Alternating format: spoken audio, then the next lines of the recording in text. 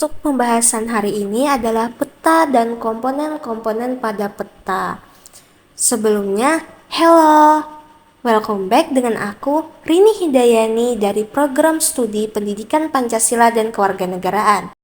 Nah, untuk latar belakang pembelajaran hari ini yaitu bahwasanya berbagai penampakan alam di permukaan bumi dapat diketahui dengan peta. Nah, peta sendiri dapat memberikan berbagai informasi ke ruangan. Informasi ke ruangan menyatakan lokasi yang berkaitan dengan informasi geografis. Informasi geografis sendiri merupakan informasi penampakan di permukaan bumi. Lalu kita lanjut ke materi mengenai pengertian peta. Untuk yang pertama ini adalah pengertian peta. Peta sendiri dapat dimaknai sebagai sebuah gambaran permukaan bumi pada suatu bidang datar dan diperkecil menggunakan skala. Kita semua pasti sudah tahu apa yang dimaksud dengan peta, dan kita semua pasti sudah sering melihat gambar peta ini. Biasanya, jadi inti dari pengertian peta di sini dapat kita lihat dari bahwasanya peta ini adalah sebuah gambaran permukaan bumi yang biasanya dibuat di suatu bidang datar dan diperkecil menggunakan skala, sehingga bentuknya itu tidak terlalu besar.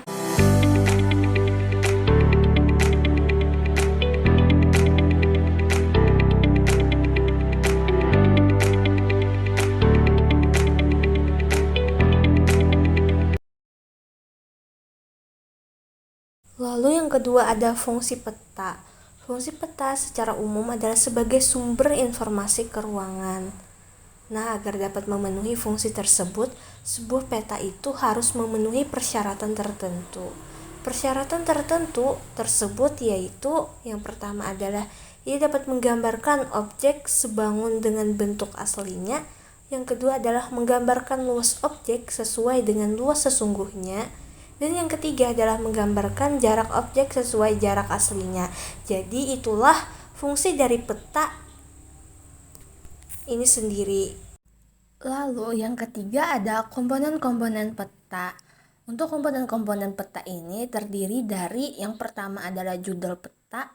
Judul peta ini sendiri biasa digunakan untuk mengetahui gambaran umum isi pada peta. Lalu yang kedua adalah legenda.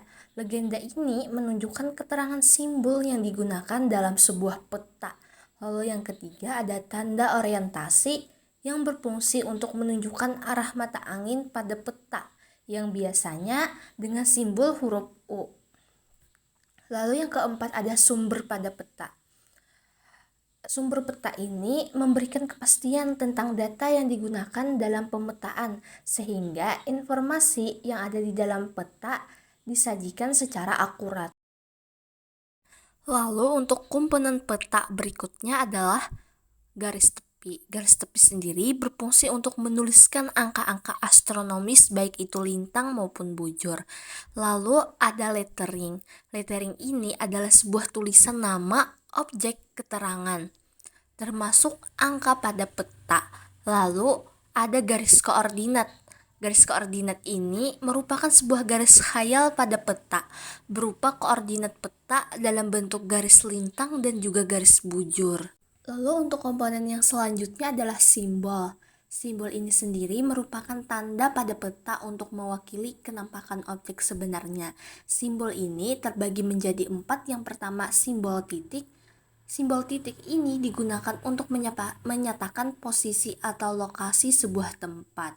Lalu yang kedua adalah simbol garis yang digunakan untuk menggambarkan kenampakan yang memanjang seperti batas administrasi, jalan, dan juga sungai. Lalu ada lagi simbol warna, biasanya digunakan untuk menunjukkan kenampakan sebuah objek. Misal, warna hijau yang digunakan pada peta menunjukkan dataran rendah. Lalu yang keempat adalah simbol area, yaitu simbol yang digunakan untuk menunjukkan area tertentu, seperti misalnya hutan, permukiman, dan juga rawa.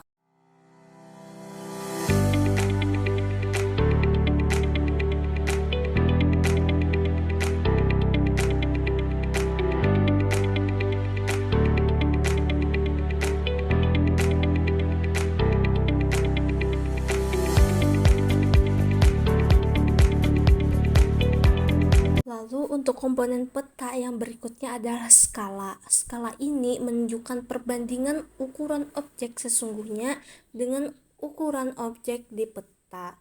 Skala ini terbagi menjadi 3. Yang pertama ada skala angka, yang kedua adalah skala garis, dan yang ketiga adalah skala tulisan. Lalu yang berikutnya lagi ada inset. Inset ini digunakan untuk memperjelas posisi suatu wilayah pada peta. Inset ini juga terbagi menjadi 2. Yang pertama ada inset lokasi. Inset lokasi ini memberikan gambaran global dari wilayah sekitar yang dipetakan. Contoh, peta Provinsi Kalimantan Barat memerlukan inset peta Indonesia. Lalu yang kedua adalah inset pembesaran. Inset pembesaran ini digunakan untuk menggambarkan wilayah kecil. Nah, mungkin itu tadi pembahasan mengenai peta dan komponen-komponen peta. Semoga pembahasan tadi memberikan manfaat dan pengetahuan kepada yang menonton video ini. Akhir kata saya ucapkan terima kasih banyak. Wassalamualaikum warahmatullahi wabarakatuh.